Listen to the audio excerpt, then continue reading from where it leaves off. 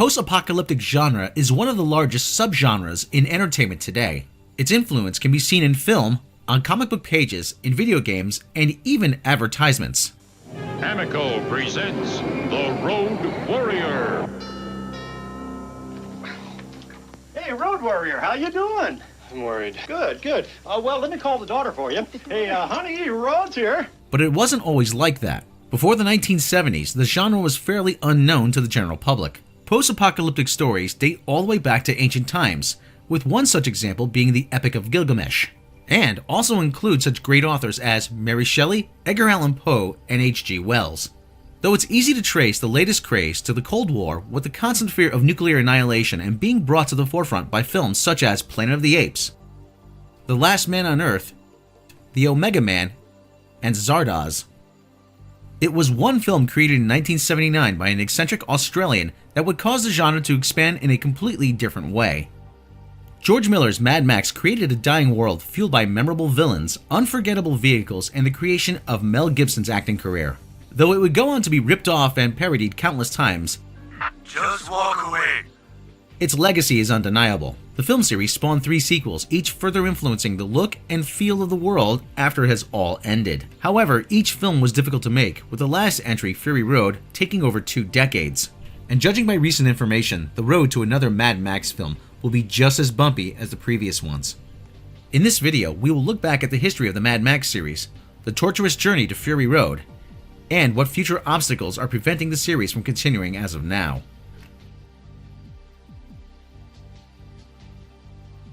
The Mad Max film series is the brainchild of Brisbane director George Miller, who prior to creating films was a medical doctor.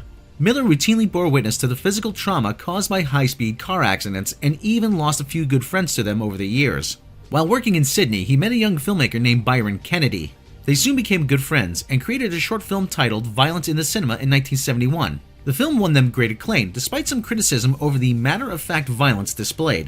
In 1973, Miller was inspired by the effects that the oil crisis had on his native country of Australia. Many people believed that the apocalypse was fast approaching, and this gave him an idea. Miller also believed audiences would find his violent storytelling more grounded if it was set in a bleak future instead of modern day. So Miller, Kennedy, and screenwriter James McCausland set out and created what would become Mad Max. The film was made on the cheap, reportedly costing around 400,000 Australian dollars. Money was so tight that Miller reportedly had to do 3 months straight of emergency medical calls in order to pay for the film. Miller also wanted an American in the lead in order to get the widest audience. He eventually came across a young struggling actor named Mel Gibson, who was born in the US but had been living in Australia since the age of 12. Although the film was shot completely in Australia, the actor's dialogue was re-recorded for an American release. This from fear that the Australian accents would alienate American audiences and hinder the movie at the box office. The film centers on a patrol officer named Max Rockatansky who tries in vain to keep the world from falling apart. But when his family is brutally murdered by bikers he's been trying to stop, he goes rogue and hunts them down. When the film premiered at roadside distribution, critics were very polarized. Some condemned it as nihilistically violent. Stephen King went so far as to call it a turkey, while others praised it as a bold and topical film for a directorial debut. Mad Max went on to gross just over 5 million Australian dollars at the domestic box office and grossed over $100 million in the worldwide box office. It remained the most profitable film ever created until 1999's The Blair Witch Project. Following the massive success of Mad Max, many Hollywood studios tried to persuade George Miller to work for them. He refused. Instead, he attempted and failed to make, of all things, a rock musical. After this failure, Miller became intrigued with returning to the world he had created with Mad Max, but with a much larger budget, this time at 4.5 million Australian dollars. Inspired by the works of Joseph Campbell, he worked with writer Terry Hayes and his producer friend Byron Kennedy to strike gold once again. The plot of Mad Max 2 would set the standard for the rest of the series. Max wanders the desert, running into a cast of colorful maniacs, and reluctantly gets involved. After a relatively calm production, Mad Max 2 was released in 1981, but in the United States it received a different title.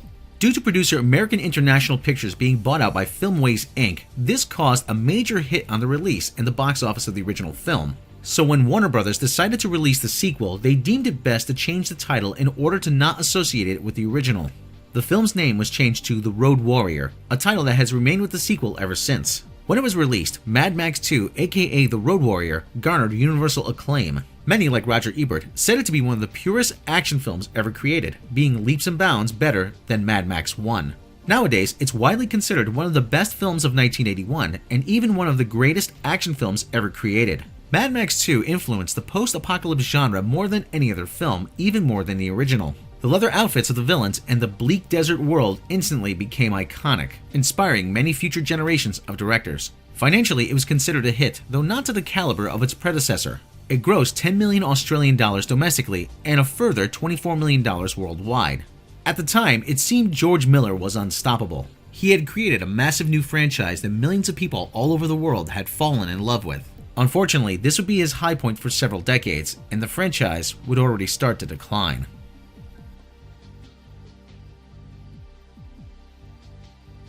George Miller didn't wait too long to create a third movie in his franchise, but this time there would be several new obstacles.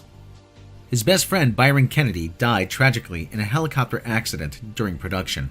This left him not as enthusiastic with the project as he had been with the previous two installments. He also had to deal with Hollywood more directly, as Warner Brothers had more control over the project than with Mad Max 2. This led to some big-name celebrities like Tina Turner appearing in the film and even writing songs for it.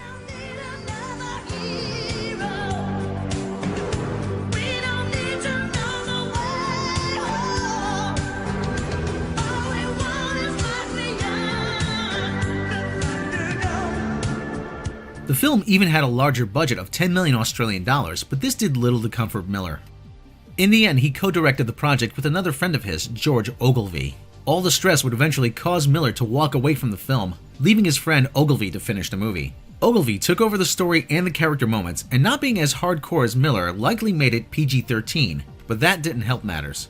Upon release in 1985, the film got a decent reception, but it was not even as close to the positive reaction received by Mad Max 2 or even as much interest as Mad Max.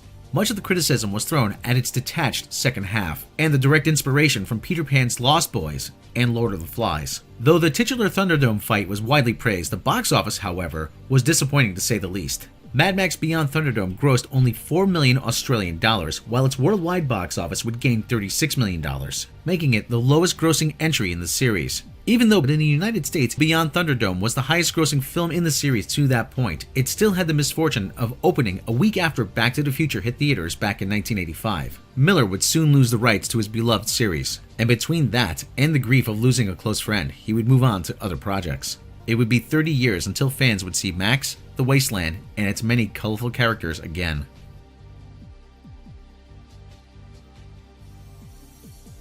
In the years that followed Mad Max Beyond Thunderdome, George Miller would move to Hollywood and direct such films as The Witches of Eastwick, Lorenzo's Oil, and produce Babe and direct the sequel Babe, Pig in the City. Though it's not quite clear why he lost the rights, Miller managed to get the rights back to Mad Max from Warner Brothers as part of a settlement from being fired from the film Contact in 1997. Miller agreed to leave the Jodie Foster film and allow Robert Zemeckis to assume the director's chair. In return, he got the rights back to Mad Max. This, of course, would set things in motion for a new installment in the franchise. The movie was set to be produced by Miller and longtime producing partner Doug Mitchell, and by Gibson's producing partner Bruce Davey at Icon. It would seem to be a false start, as it would take him 3 years to come up with an idea. Miller wanted Mel Gibson to return to the role that made him famous, and the entire project was set to film in late 2001. The project would be put on hold following the events of September 11th. In December of 2001, reports began to surface that Miller was once again working on another film in the franchise, which at the time was under the working title Mad Max 4. The film was to be very different from what was to become Mad Max Fury Road. The story would revolve around Max's son, who was to be played by then Roswell star Brendan Fair, with Gibson only showing up in a cameo. Fate, however, intervened once again. The American and Australian dollar plummeted not long after, which forced Miller to move on to other projects. By 2003, the direction of the film had changed course, and Miller had written the script for what was to become Mad Max Fury Road, dropping the storyline involving Max's son. The entire project was given the green light again, plus a $100 million budget. The shoot, however, was once again delayed, this time due to rain in the Namibian desert. Eventually, it was cancelled completely in light of shipping and security concerns stemming from the start of the Iraq War. Production was set to begin in 2006 with Gibson once again as the star. It was then in the midst of pre-production that Gibson was arrested on DUI charges in Malibu, California on August 2, 2006. During his arrest, he was recorded making allegedly anti-Semitic statements. Gibson was pulled over early Friday morning for speeding and drunk driving. It could have been a standard celebrity traffic stop. But it's what the star who first became famous as Mad Max allegedly did next that has Hollywood talking. Reporter Harvey Levin first broke the story. He became uncooperative, profane, threatening, at times violent, banging himself against the car, inside the car, tried to escape.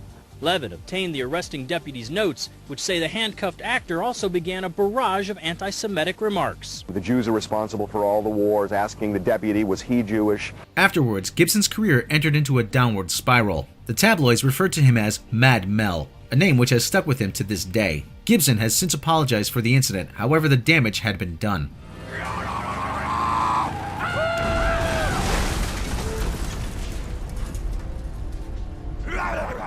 It was decided that Mel Gibson would not return as Max due to controversies regarding his arrest, alleged anti-Semitic remarks, and outrageous behavior, and Miller's own belief he was too old to play the part. Many by this point believed that Mad Max 4 would never see the light of day. Miller moved on to direct the animated feature film Happy Feet, which won an Oscar in 2006. He would also direct the sequel in 2011 while still trying to create what he now called Fury Road. Miller also fell victim to Warner Brothers' habit of canceling high-profile projects at the last minute. Between Happy Feet films, Miller was set to direct Justice League Mortal. The script was written, actors were cast, costumes were fitted, and the sets were built. Then Warner Brothers unexpectedly pulled the plug days before filming was about to start, which we will get back to in a later video. After Justice League fell apart and Happy Feet 2 was complete, Miller seemed to set his sights on returning to the mad world of Max once again. Eventually, comic legend Brendan McCarthy of Judge Dredd fame would step in to rewrite Miller's script, and the new film was back in action. Heath Ledger was rumored to be the new Mad Max shortly before his untimely death in 2008. Around 2009, Miller, most likely due to having so much success in the world of animation, had changed his mind on what the project was going to be, and now wanted an R-rated 3D animated film set in the Mad Max universe. He had a release date in 2012 and a new producer in Dr. D Studios of Australia, the company he'd worked with on Happy Feet. He also wanted to tie in a video game to be made along with the film. This project would eventually become the video game developed by Avalanche Studios and published by Warner Brothers Interactive Entertainment. The Mad Max video game was released in September of 2015. The animated film, on the other hand, never was, for it took only a few months for Miller to set his sights on a live-action film again. He also returned to Warner Brothers as producers. By October of 2009, Miller had announced that a different Nolan Batman alum, besides the late Heath Ledger, would possibly take on the mantle of the Mad One. British actor Tom Hardy, who had played Bane in The Dark Knight Rises and Praetor Shinzon in Star Trek Nemesis, was in talks to play Mad Max. Eventually, he would accept the role. It was also announced that Oscar-winning South African actress Charlize Theron was going to play a major role in the film.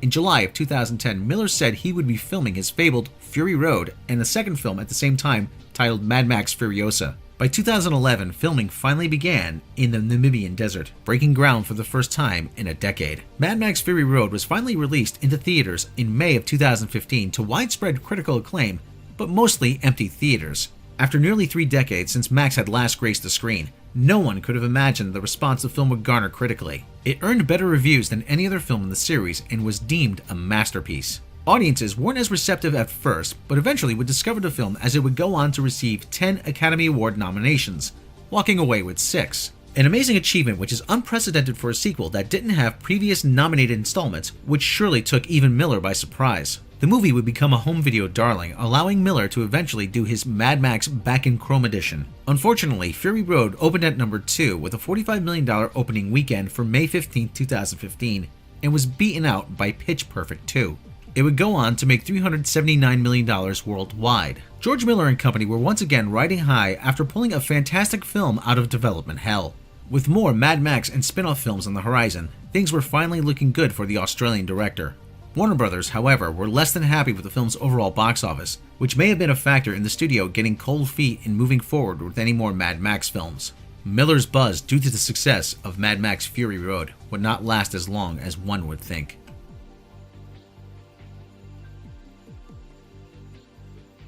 Much like the apocalyptic landscape of Max's world, the future of the series is beginning to look bleak. Back in 2011, George Miller and Brendan McCarthy found themselves with 2 films worth of a script. The script, a spin-off titled Furiosa, after Charlize Theron's character from the film, was planned to have been filmed directly after Fury Road was released. Back in March of 2015, Miller revealed that he was working on 3 more films in the franchise. By May, mere weeks before Fury Road's release, he again changed his mind. It was now 2 movies, with the first under the working title Mad Max: The Wasteland. Rumors also persisted behind the scenes that all was not harmonious between the stars of the film. Word was that Charlize Theron's character Furiosa was not going to appear in the sequel, but was rumored to appear in her own spin-off film. A year later, as rumors began to circulate that the new film was in development hell, Miller promised to continue the series at some point in the future, still giving fans hope that we would return to the wasteland sooner than later. This all came crashing down in November of 2017 when it was reported that out of nowhere, George Miller was suing Warner Brothers over monetary issues. Warner is known to most as a very filmmaker-friendly studio, touting long-term relationships with such notable filmmakers as Clint Eastwood, Richard Donner, Christopher Nolan, Kevin Costner, and Miller himself. Miller, whose Oscar-winning film Happy Feet, among a few other titles, were also produced under the Warner shield. On the surface, the claims made by Miller would seem out of place because of the company's reputation, and because of his own reputation for being difficult. But this isn't the first time that Warner Brothers has found themselves in the defendant's seat with similar claims.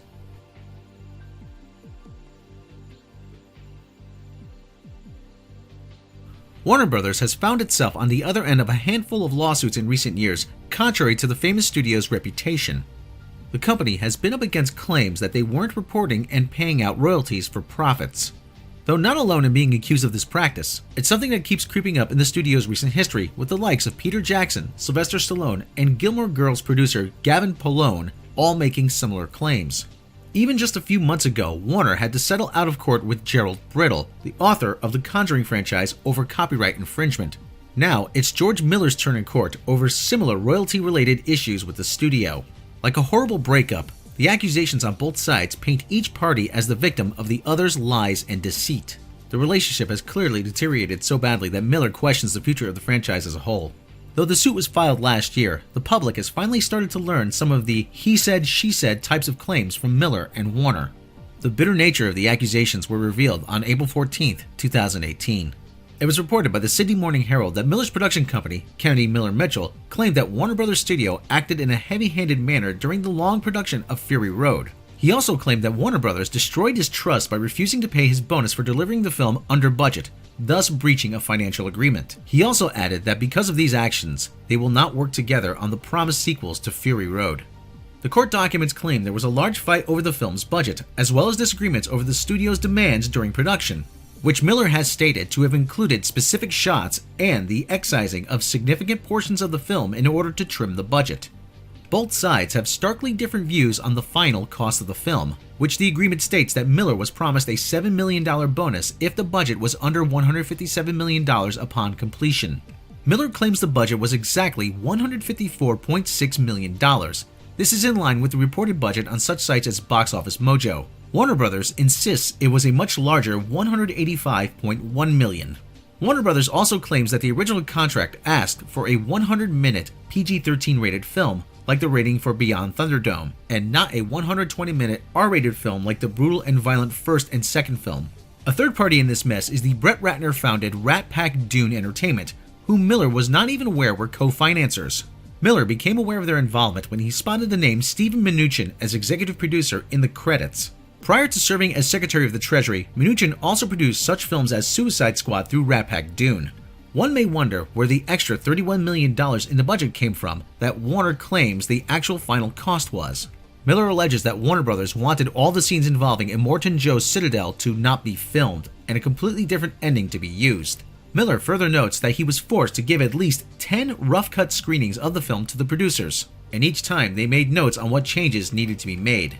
According to Miller, these studio notes are supposedly what led to the film experiencing a 14-month delay. Finally, Warner Brothers supposedly had approved $31 million in reshoots around late 2013, which required shipping back many of the expensive vehicles specifically made for the film. These costs were supposed to have been excluded from the overall production budget. Warner Brothers fought back claiming Kennedy Miller Mitchell had agreed to pay the funding for the reshoots, and due to production delays caused entirely by Miller and his company, the release date was pushed back 14 months, so the budget went over. They also claim to have just requested an alternate ending rather than demanding one, which they further add was not required after some editing. All of these allegations have raised one major question: what is the fate of future Mad Max films? George Miller is quoted as saying, "There are a lot of options. I'm not sitting around grinding my teeth." He also added about the films, "They're there, but that's all I can say. that's in the future. Warner Brothers is currently appealing the decision to have the court hearing in Hollywood-friendly California instead of New South Wales, Australia. Final judgment has yet to come, and until then, the franchise is once again in limbo. It would seem as if Mad Max could be felled not by lunatic bandits or high-speed death machines, but by corporate politics between a rebellious director and a powerful film studio. Let us know your thoughts in the comments below. If you like this video, then please click the subscribe button. And don't forget to click the bell icon to be notified for all the latest uploaded content. Due to recent changes to YouTube's monetization policies, we'd also like to ask you to please consider supporting Midnight's Edge and its sister channel Midnight's Edge After Dark through Patreon. As thanks for their support, patrons will receive early notifications of mini-documentaries, special behind-the-scenes making of the Edge videos, bloopers, outtakes, lost episodes, and more. You can support the channel for as little as $1 a month. Be sure to check back for news and analysis on the corporate politics behind your favorite genre movies, as well as updates and discussion here at Midnight's Edge.